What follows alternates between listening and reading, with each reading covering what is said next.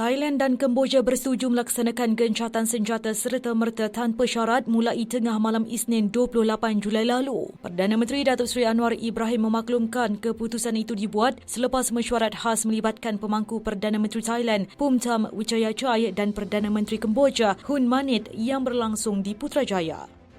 Yang di-Pertua Dewan Rakyat, Tan Sri Johari Abdul mengulangi pendirian Malaysia terhadap penindasan berterusan terhadap rakyat Palestin ketika menghadiri persidangan Speaker Parlimen Sedunia ke-6 di Palais des Nations, Geneva. Pejabat yang di-Pertua Dewan Rakyat memaklumkan Johari menyampaikan ucapan dalam sesi debat umum bertemakan Dunia yang Bergolak, Kerjasama Parlimen dan Multilateralism demi keamanan, keadilan dan kemakmuran untuk semua pada 29 Julai.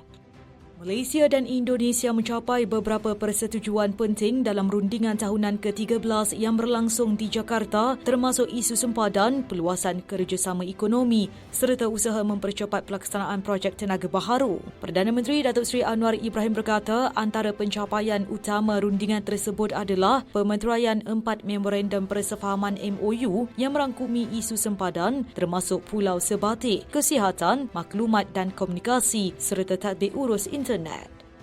Perbincangan isu sempadan laut di Laut Sulawesi akan dijalankan berasaskan undang-undang antarabangsa, khususnya Konvensyen Undang-Undang Laut PBB UNCLOS bagi menjaga kepentingan Malaysia dan Indonesia tanpa menimbulkan ketegangan. Isu dibincangkan dalam rundingan tahunan ke-13 di Jakarta pada 29 Julai itu turut membawa kepada persetujuan kedua-dua negara untuk meningkatkan kerjasama melalui kerangka Trilateral Cooperative Arrangement TCA bagi memelihara ketenteraman Laut Sulu dan Laut Sulawesi.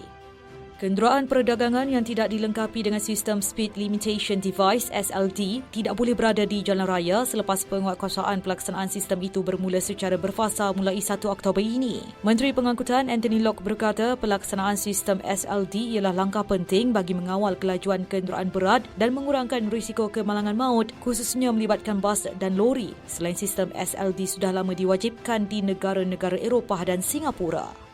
Perdana Menteri Datuk Seri Anwar Ibrahim berkata ASEAN perlu terus kekal bersatu, berprinsip dan berpaksikan dialog dalam mendepani tantangan serantau dan global. Beliau berkata perkara berkenaan antara yang disentuh dalam perbualan telefon bersama Presiden Filipina Ferdinand Marcos Jr. usai tiba ke tanah air dari Jakarta, Indonesia pada Rabu lepas.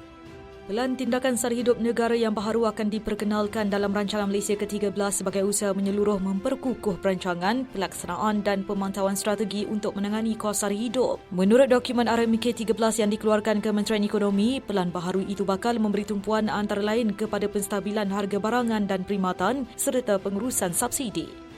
Kerajaan terus menambah baik sistem pengangkutan awam dan jalan raya di seluruh negara menerusi pelbagai inisiatif di bawah rancangan Malaysia ke-13 RMK 13.